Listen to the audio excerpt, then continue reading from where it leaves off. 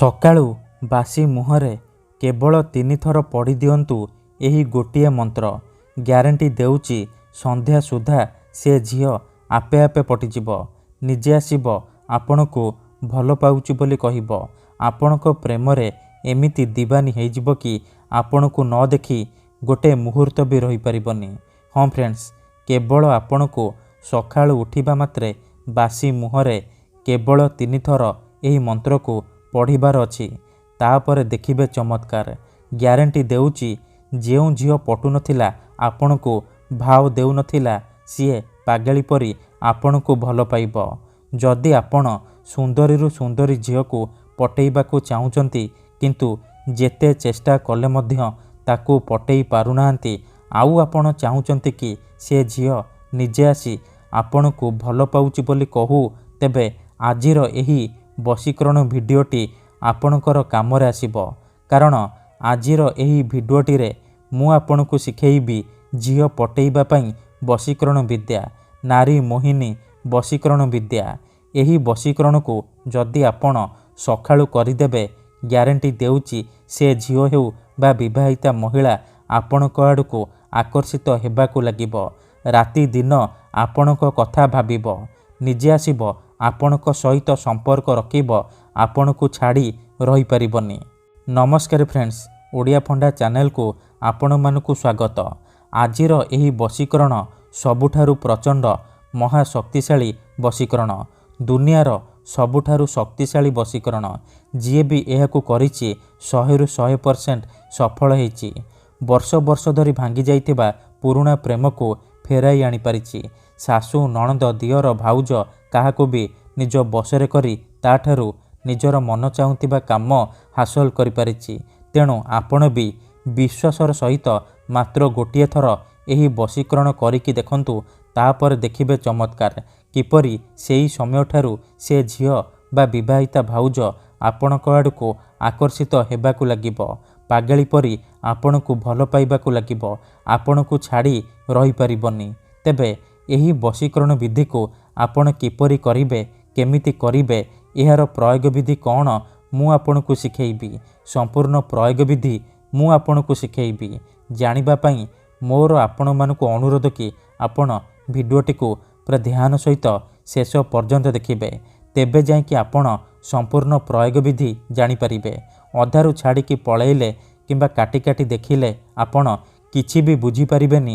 ପରେ ଆପଣ କହିବେ, ଗୁରୁଜୀ ଆପଣଙ୍କର ବଶୀକରଣ କାମ କରୁନି। ଦେଖନ୍ତୁ, ବଶୀକରଣ ବିଧି ଜାଣିବା ପୂର୍ବରୁ ମୋର ଗୋଟିଏ ଛୋଟିଆ ଅନୁରୋଧ ଶୁଣି ନିଅନ୍ତୁ। ଯେଉଁପରି ଆପଣ ଭଗବାନଙ୍କୁ ମାନୁଛନ୍ତି, ଭଗବାନଙ୍କ ଉପରେ ବିଶ୍ୱାସ ରଖିଛନ୍ତି, ନିଜର ସବୁ ଦୁଃଖ କଷ୍ଟ ଅସୁବିଧା ଭଗବାନଙ୍କୁ ଜଣାଉଛନ୍ତି, ଯଦି ସେ ଅସୁବିଧାର ସମାଧାନ ନ ହେଲା ତାର ମାନେ ନୁହେଁ କି ଭଗବାନ ନାହାନ୍ତି। ସେହିପରି ତନ୍ତ୍ର ମନ୍ତ୍ର ହୁଏ, ବଶୀକରଣ କାମ କରେ, କିନ୍ତୁ ଏହାକୁ ଆପଣଙ୍କୁ ସିଦ୍ଧ କରିବାକୁ ପଡ଼ିବ। ପ୍ରୟୋଗ ବିଧିକୁ ଠିକ୍ ଭାବରେ କରିବାକୁ ପଡ଼ିବ। ତେବେ ଯାଇ ମୁଁ ଆପଣଙ୍କୁ ଗ୍ୟାରେଣ୍ଟି ଦେଉଛି ଆପଣ ଯେଉଁ ଝିଅ ବା ବିବାହିତା ନାରୀକୁ ପଟେଇବାକୁ ଚାହୁଁଛନ୍ତି ତାକୁ 100ରୁ 100% ପଟେଇ ପାରିବେ। ତାକୁ ନିଜ ପ୍ରେମରେ ଦିବାନୀ କରି ତାଠାରୁ ନିଜର ମନ ଚାହୁଁଥିବା କାମ ହାସଲ କରିପାରିବେ। ତେବେ ବଶୀକରଣ କରିବା ପୂର୍ବରୁ ବଶୀକରଣ ବିଷୟରେ କିଛି ଜାଣି ରଖନ୍ତୁ। ବଶୀକରଣ କ'ଣ ପାଇଁ କରାଯାଏ? ଯେତେବେଳେ ଆପଣ କାହାକୁ ନିଜଠାରୁ ଅଧିକ ଭଲ ପାଉଛନ୍ତି, ତା ବିନା ବଞ୍ଚିପାରିବେନି ଭାବୁଛନ୍ତି, ତା ପଛରେ ଗୋଡ଼େଇ ଗୋଡ଼େଇ ଥକିଗଲେଣି, ନିଜର ସବୁ ସମୟ ସାରି ସାରିଲେଣି, କିନ୍ତୁ ସେ ଝିଅ ବା ନାରୀ ଆପଣଙ୍କୁ ଭାव ଦେଉନି, ଆପଣଙ୍କୁ ଦେଖିଲେ ଅଣଦେଖା କରୁଛି, ସେତେବେଳେ ଆପଣ ବଶୀକରଣ କରିପାରିବେ। ବଶୀକରଣର ମାନେ ହେଉଛି ନିଜର ଭାବନାକୁ ଅନ୍ୟର ଦିମାଗରେ ପହଞ୍ଚାଇବା, ନିଜର ଭଲ ପାଇବାକୁ ଅନ୍ୟର ଦିମାଗରେ ପହଞ୍ଚାଇବା, ମାନେ ସେ ଝିଅ ବା ନାରୀର ଦିମାଗରେ ପହଞ୍ଚାଇବା। ତେଣୁ ମୋର ଆପଣମାନଙ୍କୁ ଅନୁରୋଧ କି ମନରେ କୌଣସି ଖରାପ ଉଦ୍ଦେଶ୍ୟ କିମ୍ବା କୌଣସି ଖରାପ କାମ ପାଇଁ ଆପଣ ଏହି ବଶୀକରଣ ମନ୍ତ୍ରକୁ ପ୍ରୟୋଗ କରିବେନି। କାହିଁକି ନା ଏହି ବଶୀକରଣ ମନ୍ତ୍ର ହେଉଛି ସବୁଠାରୁ ସହଜ କିନ୍ତୁ ମହାଶକ୍ତିଶାଳୀ ବଶୀକରଣ ମନ୍ତ୍ର। ଏହି ମନ୍ତ୍ରକୁ ଯଦି ଆପଣ ସକାଳୁ ଉଠିବା ମାତ୍ରେ ବାସି ମୁହଁରେ 3 ଥର ପଢ଼ିଦେବେ, ଗ୍ୟାରେଣ୍ଟି ଦେଉଛି ସେ ଝିଅ ହେଉ ବା ବିବାହିତା ମହିଳା ଆପଣଙ୍କର ବଶରେ ହେଇଯିବ, ବିଚଳିତ ହୋଇ ଉଠିବ। ଯେପର୍ଯ୍ୟନ୍ତ ଆପଣଙ୍କ ସହିତ ସମ୍ପର୍କ ରଖିନି ସିଏ ଖାଲି ଛଟପଟ ହେବ। ତେଣୁ ଯଦି ଆପଣ ଏହି ବଶୀକରଣ କରିବାକୁ ଚାହୁଁଛନ୍ତି, ସେ ଝିଅ ବା ବିବାହିତା ଭାଉଜକୁ ପଟେଇବାକୁ ଚାହୁଁଛନ୍ତି, ତାକୁ ନିଜ ପ୍ରେମରେ ଦିବାନୀ କରି ତାଠାରୁ ନିଜର ମନ ଚାହୁଁଥିବା କାମ ହାସଲ କରିବାକୁ ଚାହୁଁଛନ୍ତି, ତେଣୁ ମୋର ଆପଣମାନଙ୍କୁ ଅନୁରୋଧ କି ଆପଣ ଭିଡ଼ିଓଟିକୁ ପୁରା ଧ୍ୟାନ ସହିତ ମୂଳରୁ ଶେଷ ପର୍ଯ୍ୟନ୍ତ ଦେଖିବେ।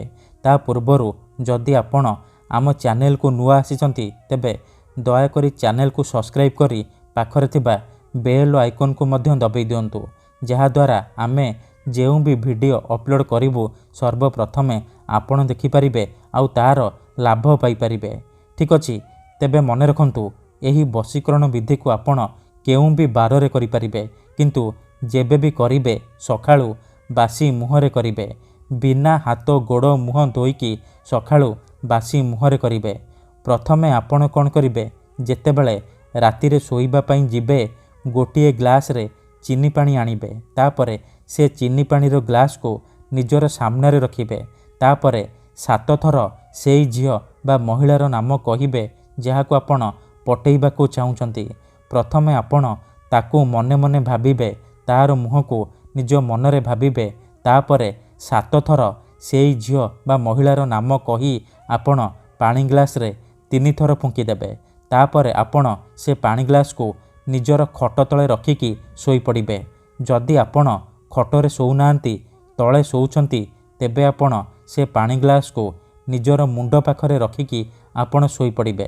ସକାଳୁ ଉଠିବା ମାତ୍ରେ ଆପଣ ବାସି ମୁହଁରେ, ବିନା ହାତ ଗୋଡ଼ ମୁହଁ ଧୋଇ ଆପଣ ବାସି ମୁହଁରେ ଆଖି ବନ୍ଦ କରିକି ସେଇ ଝିଅ ବା ମହିଳାକୁ ମନେ ମନେ ଭାବିବେ, ତାର ମୁହଁକୁ ନିଜ ମନରେ ଭାବିବେ।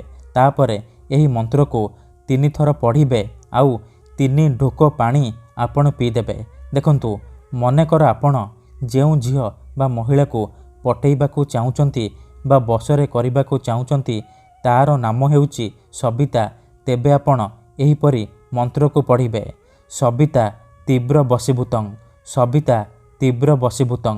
ଥରେ ଆପଣ କହିବେ ସବିତା ତୀବ୍ର ବଶୀଭୂତଂ, ଗୋଟିଏ ଢୋକ ପାଣି ପିଇଦେବେ। ଆଉ ଥରେ କହିବେ ସବିତା ତୀବ୍ର ବଶୀଭୂତଂ, ଆଉ ଗୋଟିଏ ଢୋକ ପାଣି ପିଇଦେବେ। ଏହିପରି ଆପଣ ଲଗାତାର 3 ଥର କହିବେ ଆଉ 3 ଢୋକ ପାଣି ଆପଣ ପିଇଦେବେ। ଏହିପରି ଆପଣ ଲଗାତାର 3 ଦିନ ପର୍ଯ୍ୟନ୍ତ ସକାଳେ ଉଠିବା ମାତ୍ରେ ବାସି ମୁହଁରେ କରିବେ। ମନେ ରଖନ୍ତୁ, ଏହି ବିଧିକୁ ଆପଣ ଅଧାରୁ ଛାଡ଼ିବେନି। ଲଗାତାର 3 ଦିନ ପର୍ଯ୍ୟନ୍ତ ଆପଣ ସକାଳୁ ବାସି ମୁହଁରେ ଏହିପରି କରିବେ। ତାପରେ ଦେଖିବେ ଯେଉଁ ଝିଅ ପଟୁନଥିଲା ସେ ଝିଅ ଆପେ ଆପେ ପଟିଯିବ। ପଡ଼ିଶା ଘର ସୁନ୍ଦରୀ ଭାଉଜ ରାତି ଦିନ ଘରକୁ ଡାକିବ, ଯାହା ଚାହିଁବେ ତାହା କରିବ। କୌଣସି ପ୍ରକାର ବାଧା ଦେବ ନାହିଁ। ଧନ୍ୟବାଦ।